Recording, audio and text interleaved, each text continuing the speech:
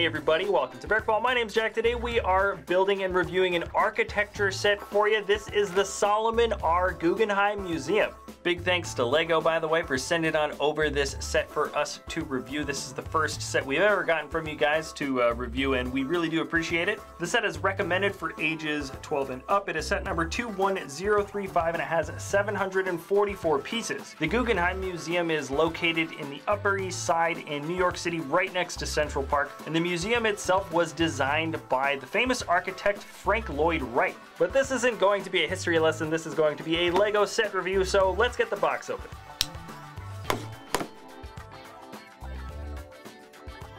Okay, so the box includes 6 bags. There's 2 big ones, 2 medium-sized ones, and 2 little bags, plus this very, very nice high-quality manual. On the inside of the manual, we've got a few pictures of the Guggenheim Museum itself, and then, of course, some story behind the museum, and it continues on for a few pages, and even some facts about the architectural history, and then, of course, we get into the actual building itself. So, let's do that.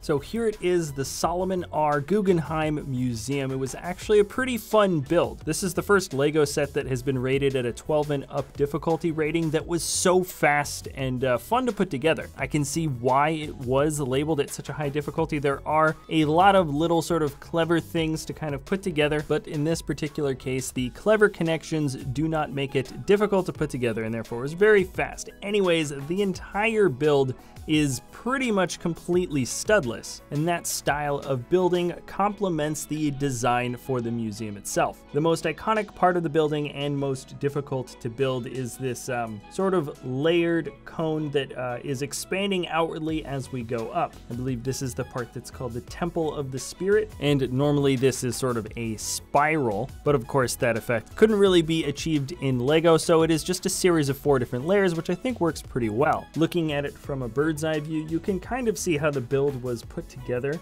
and this is probably the least attractive part of the building, just showing the sort of rigid underside of the studs that kind of sticks up maybe almost a full stud higher than the flat tiled surface. The designer did their best to kind of cover up some of those areas with some inverted tile pieces, but fortunately your eye is really drawn to the sand green dish with a couple other layered dishes on top of that. Now right at the edge of this dish is one of my favorite little pieces of detailing here. It just shows how much sort of attention and care was given to all the minor little areas. And right where we have this tan block of a building that kind of sort of morphs or imposes in on the dome, we can see the point where it blends in and nearly touches this dish, and underneath that single tile piece we have a curved wedge piece. And the same effect could have been achieved with a sort of harsher piece, maybe something slightly more logistical, but the curved underlying plate piece just allows for a tiny bit more tan surface area to be seen underneath the tile. Now I just used that corner as sort of an example as to how the entire build is just so high quality. Not a centimeter was neglected in terms of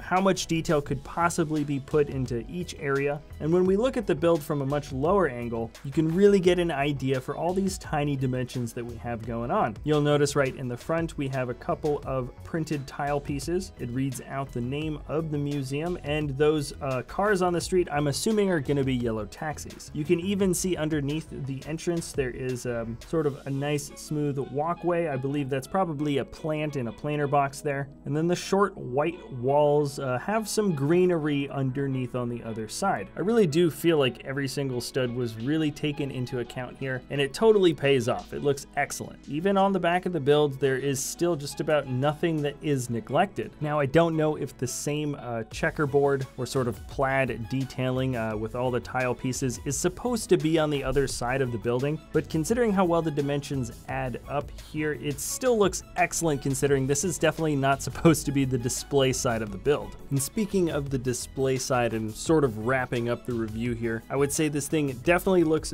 best from, of course, the front angle where we've got the front of the building, but also kind of lower down. This way you can see a lot more of the layering from the building, and this is also the angle that most people know the Guggenheim when they see a picture of it. This is certainly one of the more ambitious designed buildings coming from the LEGO architecture line, and I'd say they managed to put this thing together pretty darn well. It's got a decent part to price ratio, maybe a little bit on the high end, but in my opinion this is one of the more interesting display models that you can get from the architecture theme. All right, that is it for this set review, everybody. Thanks a lot for watching. Remember, if you enjoy our content, you can always like or subscribe. And if you want to buy the set, I've left a link in the video description below. All right, that's it. Thanks a lot for watching again, and we'll see you next time at BrickVault.